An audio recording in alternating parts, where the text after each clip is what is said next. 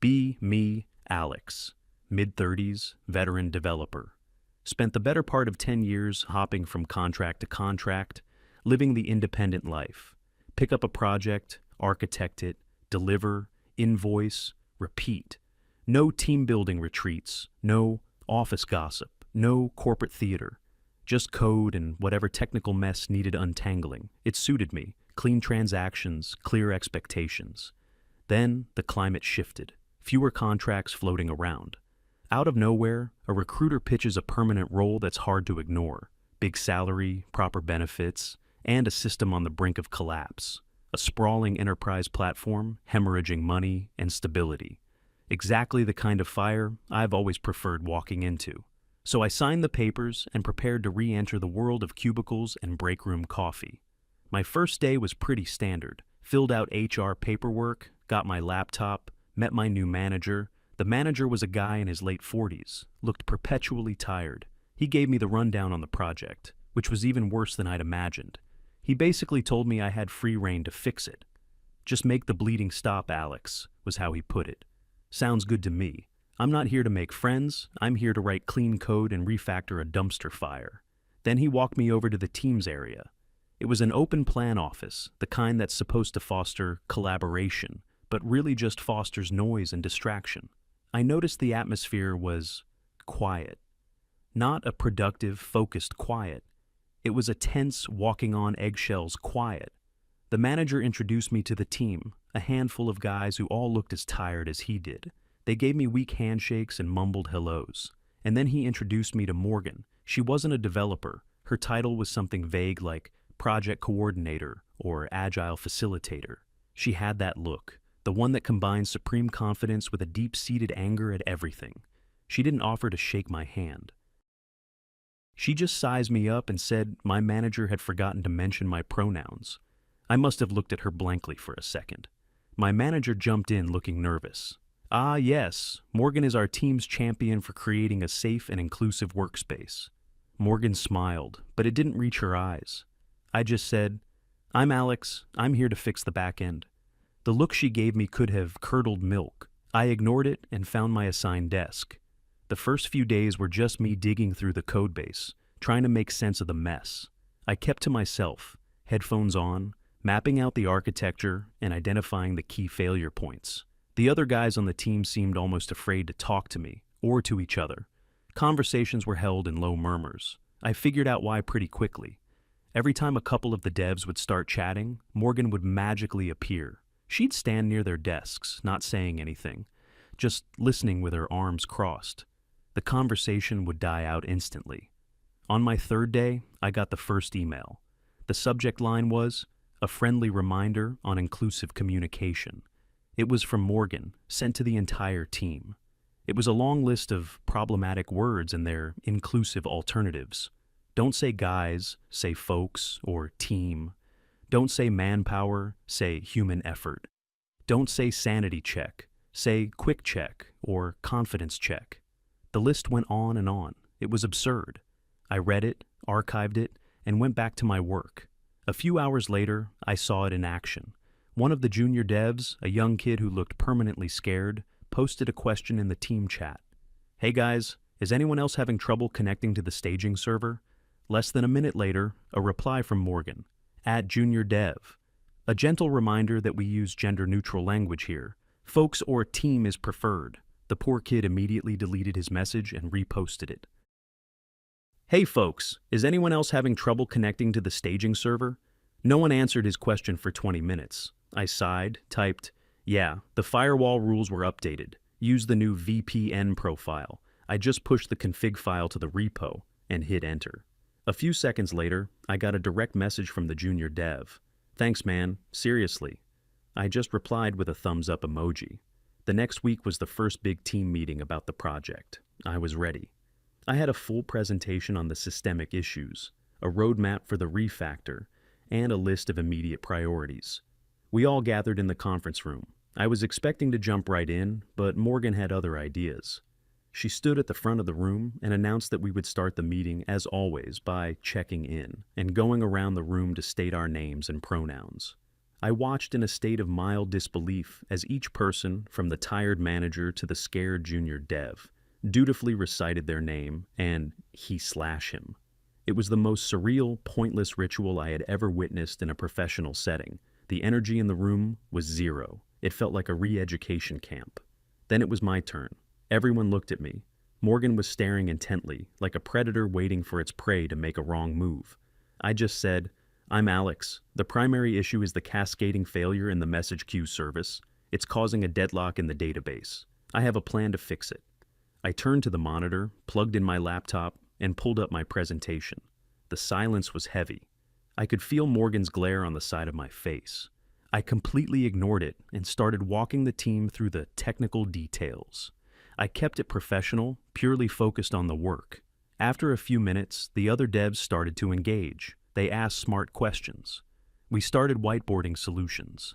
For about 45 minutes, it felt like a real engineering meeting. We were productive. But Morgan sat in the corner, silent, radiating pure rage. The moment the technical discussion ended, she pounced. She said that while the technical talk was interesting, she was deeply concerned about my refusal to participate in the team's safety protocols. She claimed that my actions created an environment where people might not feel psychologically safe to share their full selves. My manager shifted uncomfortably in his chair. The other guys just stared at the table. I packed up my laptop. "My job is to ensure the system is safe and stable," I said, looking directly at my manager. "The project is 2 months behind schedule and losing money every day. My focus is on fixing that. Is there anything else?" The manager, seeing an out, quickly said, "No, that's all. Great work, Alex. Let's get on that." I nodded and left the room. I knew this was far from over. Later that day, I got a calendar invite from Morgan, title, "Chat about team dynamics." I declined it. A minute later, she walked over to my desk. I had my headphones on and was deep in concentration. She tapped on my shoulder. I took one earbud out. "Yes? Did you get my invite?" "I did. I'm a bit busy trying to prevent a multi-million-dollar system from collapsing. Can this be an email?" She was not happy. Her voice was low and tight. "This is important. It's about your integration into the team culture." "My integration is going fine," I said, putting my earbud back in.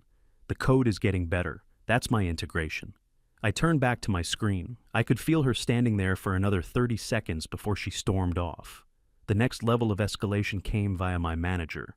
He called me into his office at the end of the day. He looked even more tired than usual. He told me that Morgan had come to him, very upset. She had apparently accused me of hostile and dismissive behavior. I just sat there and listened. My manager sighed. "Look, Alex, I know this is a lot. Morgan is very passionate about these things. The higher-ups listen to her. It's just easier for everyone if we play along. Could you just do the pronoun thing next time, just to keep the peace?" I thought about it for a moment. "Does my contract require me to participate in rituals that have nothing to do with my job description?" I asked. He blinked. "Well, no, not explicitly, but is my refusal to do so impacting my ability to deliver on the project?" "No, your work is incredible. You've done more in 2 weeks than the whole team did in the last quarter." "Then I don't see the problem," I said. "The problem isn't me. The problem is a project coordinator who is spending her time policing language instead of coordinating the project. The project is a mess, partly because the team is terrified of speaking up. My only concern is fixing the technical debt." My manager just rubbed his face. "Okay, Alex, just try not to antagonize her." I told him I wasn't antagonizing anyone. I was just working. The quiet war continued. Morgan started trying to undermine me in subtle ways. She'd forget to add me to email chains about minor requirement changes. I'd find out when I saw the changes in the ticketing system. It didn't matter. I always read the tickets directly anyway. She'd schedule ideation sessions and synergy workshops during times I had blocked out for deep work focus. I would decline the invites every single time. The most blatant attempt was when she tried to implement a new communications protocol. She sent out a document, a 10-page manifesto, detailing how all technical discussions should be framed. It included things like, before critiquing a colleague's code, first state 3 things you admire about it, and Avoid using absolute or certain language, such as, "this is wrong." Instead, use collaborative phrasing like, "I'm wondering if there's another way to approach this that might address." It was a recipe for complete inefficiency. A guide on how to talk for an hour without saying anything. I ignored the document completely. During the next code review session, which Morgan had started attending to observe and facilitate, I pointed out a critical flaw in a piece of code. "This approach won't work," I said, pointing at the screen. "It creates a race condition that will corrupt the data. We need to use a transactional lock here. It's a simple fix." Morgan immediately interjected. "Alex, let's refer to our communication protocol. How could we phrase that in a more constructive and less confrontational way?" The developer who wrote the code was looking at me, waiting. I turned to Morgan.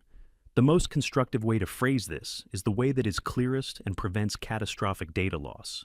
'This is wrong, and here's how to fix it' is clear, fast, and effective. We are engineers, not poets. Now, about that transactional lock." I turned back to the developer, and we spent the next 5 minutes working out the solution. Morgan was fuming. She sat through the rest of the meeting with her laptop open, typing furiously. I knew exactly what she was doing. She was documenting my transgressions. But something interesting was starting to happen. The other male developers were starting to change, slowly. At first it was small things. One of them, Mark, a senior guy who was actually quite good but had been beaten into submission, sent me a DM. "Good on you for pushing back on that protocol nonsense. It's been slowing us down for months." Then, in a meeting, another developer, David, used the phrase "sanity check." He immediately flinched, looking over at Morgan. She started to open her mouth, but I jumped in with a technical question related to his point, completely derailing her attempt to correct him. I kept the conversation focused on the work. David shot me a grateful look. It was like they were seeing that her power wasn't real.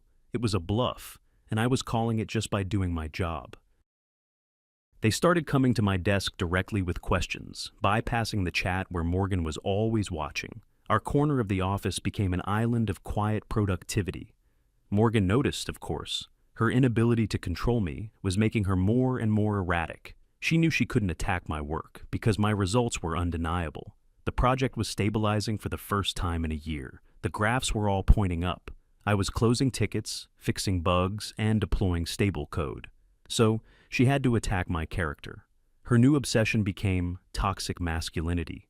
She started dropping the phrase in meetings. We need to be aware of how toxic masculinity can manifest in the tech space, such as through aggressive communication styles or a refusal to engage with emotional labor. It was always directed at me, but she never used my name. Everyone knew who she was talking about. I never reacted. I'd just wait for her to finish her little speech and then say, "Okay, so, about the caching layer issue," my complete and total indifference was driving her up the wall. It's not that I was trying to be a jerk. It's just that, in my world, the only things that matter are logic, data, and results. Her entire worldview was based on feelings, symbolism, and power plays. They were two fundamentally incompatible operating systems. The situation came to a head a few weeks later. We had a major deadline. A critical patch needed to be deployed over the weekend. It was a big job. I had told my manager that I would lead the deployment, and I'd need 1 or 2 other developers to help. Mark and David immediately volunteered. We planned to work on Saturday. On Friday afternoon, Morgan sent out a meeting invite for 10 a.m. on Saturday. Title: Weekend Workshop, Unpacking Male Privilege in the Workplace. It was mandatory for all male members of the team. She had CC'd the head of our department and someone from HR. This was a direct, undeniable attack. She was trying to sabotage the deployment. Mark and David came over to my desk, looking panicked. "We have to go to this, right? She CC'd HR. I looked at the invite. It was a masterclass in corporate passive aggression. The description was full of buzzwords about building a braver, more equitable team. I knew this was her checkmate move. If I skipped it, she would have a documented case of me defying a mandatory HR-supported event. If I went, the deployment would be delayed, the deadline would be missed, and it would reflect badly on me as the technical lead. She could then argue that my divisive attitude was harming project delivery. It was a clever trap. I looked at Mark and David. "The deployment starts at 9 a.m. tomorrow. I'll see you then. Bring coffee." I opened the calendar invite. I clicked decline. And in the optional message box, I typed a single sentence. I am unavailable due to a business-critical production deployment scheduled at the request of management. Then I CC'd my manager and the department head. The ball was in their court now. I worked late that night, preparing everything for the morning. As I was packing up to leave, my manager rushed over to me. He was practically vibrating with anxiety. "Alex, what did you do? I'm getting emails from HR. Morgan is saying you're refusing a mandatory diversity and inclusion training." "I'm not refusing anything," I said calmly. "I'm prioritizing the multi-million-dollar project you tasked me with saving. The deployment window is this weekend. Her workshop, which has no relevance to our project, was scheduled on top of it without any consultation. I have made the logical choice." "But HR," he stammered.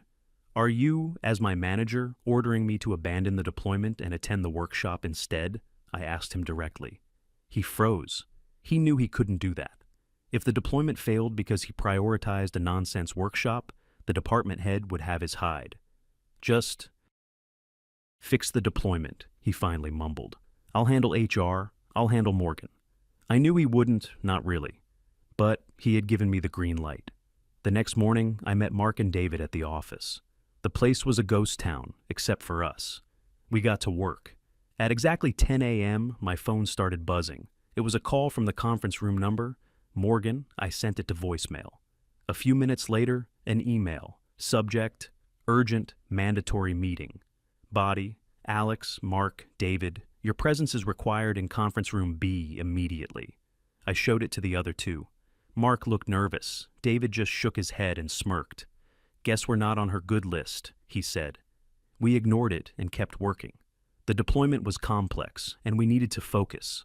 Around 11 a.m., she appeared in the doorway of our work area. She was holding her phone up, clearly recording us. "I want it on record that you are all willfully defying a mandatory company event," she said, her voice shaking with rage. "This is an extreme act of insubordination." I didn't even look up from my monitor. "Morgan, you are creating a distraction during a critical production deployment. I need you to leave," I said, my eyes still on the screen. "You don't get to tell me what to do. This is a hostile work environment," she shrieked. David finally looked up. "The only hostile thing here is you, pointing a phone in our faces while we're trying to work. Get out." That was a new one. I'd never heard any of them speak to her like that. She was momentarily stunned into silence. She glared at us, then stormed off, still recording. We got back to work. The rest of the deployment went smoothly. We finished around 4 p.m. We monitored the system for a couple of hours. Everything was stable. Better than stable, it was faster and more reliable than it had ever been. It was a massive success. We packed up, feeling pretty good about ourselves. As we were leaving, Mark said, "You know we're all getting fired on Monday, right?" I just smiled. Let her try. I had a feeling the game was about to change. She had overplayed her hand. This wasn't about pronouns or safe spaces anymore. This was about her trying to intentionally sabotage a critical project to win a power struggle. And I had a feeling that was a line that even a cowardly management team wouldn't let her cross. I went home and didn't think about it again for the rest of the weekend. What was done was done. Monday morning arrived. I got to the office at my usual time. The air in our section was thick enough to cut with a knife. Mark and David were already at their desks, but they weren't working. They were just staring at their screens, nursing coffees like they were life rafts. They both looked up when I walked in. The expressions on their faces were a mixture of fear and a strange sort of defiant camaraderie. I gave them a nod, dropped my bag at my desk, and went to get a coffee. Morgan's desk was empty. This was unusual. She was normally one of the first people in, eager to begin her day of policing the office. Her absence was more ominous than her presence would have been. The rest of the team trickled in, and everyone could feel it. The tension was palpable. No one was talking. The only sound was the quiet clatter of keyboards. Around 9:30 a.m., the email landed in our inboxes. It was from my manager. Subject, Project Omega Follow-Up. The body was short and to the point. "Alex, Mark, David, please come to the main conference room on the 4th floor. Mr. Harrison would like to discuss the weekend's events." Mr. Harrison, that was the department head, the big boss. My manager had also been CC'd, along with a name I recognized as the head of HR. This was it, the main event. Mark let out a low groan. David just shook his head and closed his laptop with a sigh. "Well, it's been nice knowing you guys," Mark said, trying for a joke that didn't land. "Let's go," I said. "No sense in delaying it." We walked to the elevator in silence. It was like a procession to the gallows. The fourth floor was executive territory, carpeted, quiet, with expensive-looking art on the walls. We got to the main conference room. The door was closed. I knocked, and my manager's voice told us to come in. We stepped inside. It was exactly as I had pictured. A long, polished table. At the far end sat Mr. Harrison, the department head. He was an older guy, maybe early 60s, with a reputation for being ruthless when it came to business, but fair. Beside him was the head of HR, a woman in her 50s who looked serious and professional. My own manager was sitting a few seats down, looking like he wanted the floor to swallow him whole. And across from them, sitting bolt upright with a folder of papers in front of her, was Morgan. She had a look of triumphant vindication on her face. She thought she had already won. There were 3 empty chairs on our side of the table. We sat down. Mr. Harrison started things off. His voice was calm and even. "Thank you for coming in. I've received a very serious report from Ms. Morgan regarding a number of incidents, culminating in events that took place this past Saturday. She has made some grave accusations. We are here to understand what happened." He nodded to Morgan. "Morgan, please summarize your complaint for us." She took a deep breath, clearly relishing the moment. She opened her folder and began. It was a prepared speech. She spoke for nearly 15 minutes, detailing my entire tenure at the company from her perspective. She painted a picture of me as a rogue element, a disruptive force of toxic masculinity. She listed my transgressions one by one. My refusal to state pronouns, which created an unsafe and exclusionary environment. My dismissal of her attempts to foster team cohesion. My use of aggressive and confrontational language during code reviews. My consistent and willful ignoring of the team's communication protocols. It was a masterwork of corporate buzzword bingo. She then got to the weekend. "This pattern of behavior," she said, her voice filled with fake emotion, "reached its peak this past weekend. I organized a mandatory workshop to address the growing issues of male privilege and unconscious bias on our team. An event, I might add, that was supported by HR." She paused for dramatic effect. Alex, Mark, and David not only refused to attend, they did so in a coordinated act of defiance. When I went to remind them of their obligation, they were hostile. They verbally attacked me. I was forced to leave for my own safety. I have video evidence of their aggression. She held up her phone. Their insubordination directly sabotaged a critical company-approved D&I initiative. Their behavior is unacceptable and has created a toxic environment that is actively hostile to women. I am formally requesting their immediate termination for gross misconduct. She sat back, looking incredibly pleased with herself. Mr. Harrison looked at the phone in her hand, then at us. His face was unreadable. "Thank you, Morgan," he said. He then turned to my manager. "What is your perspective on this? You are their direct supervisor." My manager squirmed. This was his nightmare. "Well, Morgan is very dedicated to our team's culture," he began, trying to play both sides. "And it's true that Alex is very direct, but his work on Project Omega has been exemplary. The weekend deployment was a major success. He was trying so hard not to take a side that he was effectively useless." Mr. Harrison looked unimpressed. He finally turned his gaze to me. "Alex, what do you have to say in response to these accusations?" The entire room was silent. Morgan was smirking. I hadn't brought a folder. I hadn't prepared a speech. I just had the facts. "Mr. Harrison," I started, keeping my voice level, "I was hired to solve a problem. The problem was Project Omega. When I started 6 weeks ago, the project was 3 months behind schedule, 40% over budget, and suffering from daily critical system failures. It was, and I'm quoting from your own internal audit, a 5-alarm fire." I saw a flicker of acknowledgement in his eyes. He knew the numbers. "My focus from day one has been on extinguishing that fire. I have worked to simplify the code base, fix the core architectural flaws, and increase system stability. That has been my sole and entire priority," I continued. "The transgressions Morgan listed are all examples of one thing: me prioritizing my work over activities that do not contribute to the project's success. I did not state my pronouns because it's not relevant to my ability to write code. I declined meeting invites for synergy workshops because my time was better spent debugging a memory leak that was costing this company an estimated $10,000 an hour. The HR head was starting to take notes. Morgan's smirk was gone. Regarding the communication protocol, I went on, it actively discouraged clear and direct feedback among engineers. In our profession, ambiguity can lead to catastrophic errors. Stating, "This code is wrong and will cause data corruption," is not aggressive.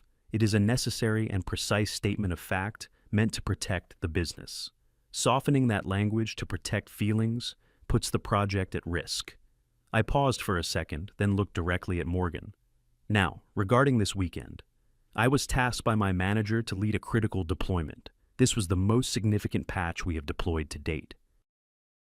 It was meant to solve the core stability issues that have plagued the system for a year. The deployment required a full day of focused work and had to be done on a Saturday to minimize customer impact.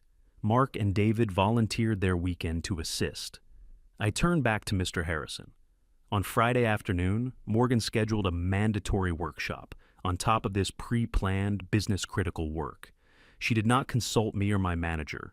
She made no effort to find an alternative time. Her workshop had no relevance to the immediate needs of the business. The deployment, on the other hand, was mission critical. I leaned forward slightly. I was faced with a choice: attend her workshop and allow the project to be delayed, costing the company hundreds of thousands of dollars and missing a crucial deadline, or do the job I was hired to do. I did the job. We successfully completed the deployment. As of this morning, system uptime is at 99.99%. Transaction speed has increased by 200%, and we have had 0 critical errors for 36 hours straight. That is a first in this project's history. I let that sink in. When Morgan came to harass us during the deployment, she was not reminding us of an obligation. She was actively distracting a team of engineers during a sensitive operation. Her behavior was unprofessional and reckless. The video she took will not show us being aggressive. It will show us at our desks working, while she stands in the doorway shouting at us. It is evidence of her harassing us, not the other way around. I sat back. I have no further statement. My work speaks for itself. The room was dead silent for what felt like an eternity. Mark and David were looking at me with wide eyes. My manager was staring at his hands. Morgan was pale. All the triumphant energy had drained out of her. Mr. Harrison finally broke the silence. He turned to the head of HR. "Is it company policy for one employee to film another without their consent?" The HR head shook her head. "No. It is a serious violation of our privacy and respect in the workplace policies." Mr. Harrison then turned to Morgan. "Morgan, I find your actions deeply disturbing. You seem to have appointed yourself as a sort of ideological enforcer for your team, wasting countless hours on policing language instead of doing your job, which is to coordinate projects." His voice was getting colder with every word. "This weekend, you took it a step further. You attempted to use a D&I initiative as a weapon to sabotage a critical business operation. You deliberately tried to force my lead engineer to fail, presumably so you could prove a point. You then harassed him and his team while they were working and filmed them in an attempt to create a false narrative." He looked at her folder of papers with disgust. "This company values diversity and inclusion, but we do not tolerate it being used as a shield for personal vendettas and corporate sabotage. Your behavior is the most toxic thing I have seen in this department in a long time." He looked at the HR head. "She's fired. Effective immediately. Escort her from the building." Morgan's jaw dropped. She started to stammer. "You can't do this. I'll sue. This is retaliation." The HR head stood up. "Morgan, your actions, including an attempt to sabotage a major project and filming your colleagues, constitute gross misconduct. I suggest you collect your personal belongings quietly." 2 security guards, who must have been waiting outside, entered the room. The whole thing was surreal. Morgan, who had wielded so much power through threats and intimidation, just deflated. She was escorted out of the room without another word. After she was gone, Mr. Harrison turned to my manager. "And you," he said, his voice dripping with disappointment. "You let this happen. You were so afraid of a single employee that you allowed your entire team to be terrorized and your project to nearly collapse. We'll be having a separate conversation about your future here. My manager just nodded, looking utterly defeated. Finally, Mr. Harrison looked at me, Mark, and David. His entire demeanor changed. He almost smiled. Gentlemen, that was a textbook example of professionalism under pressure. You put the needs of the business first, you ignored the drama, and you delivered spectacular results. I've seen the performance reports from this morning. You didn't just save the project, you've set a new standard for it. He stood up and actually walked over and shook our hands. Thank you. Now, get back to work, and let me know what resources you need to keep this momentum going. We walked out of that conference room in a daze. As soon as the door closed behind us, Mark let out a breath he'd probably been holding for a year. David was actually laughing. We got back to our section of the office. Word had apparently already spread. Morgan's desk was being cleared out by security. People were looking at us, not with fear, but with respect.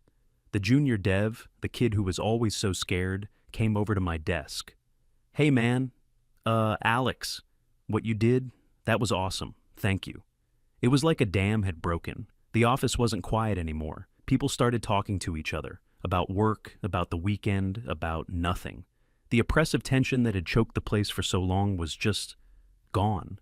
In the afternoon team chat, someone asked a question and started it with, "Hey guys," and nobody batted an eye. It felt normal. It felt healthy. My manager spent the rest of the day in meetings with HR and was gone by the end of the week. A new manager was brought in, a former engineer who actually understood our work. The change was incredible. Productivity skyrocketed. People weren't afraid to speak their minds or challenge ideas anymore. Our meetings became shorter and more effective. We started hitting all our deadlines and then exceeding them. The team actually became a team. I never set out to be a crusader. I never wanted to be a hero. I'm just a guy who wants to show up, do good work, solve hard problems, and go home. I refused to play a game that was rigged, and in doing so, I had accidentally shown everyone else that they could refuse to play too. A few weeks later, after a particularly successful release, the whole team went out for drinks. It was the first time they had done anything like that in years. Mark raised his glass.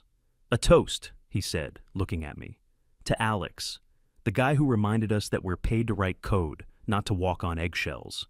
Everyone cheered. I just took a sip of my beer. The work was good. The system was stable. The drama was gone. It was perfect.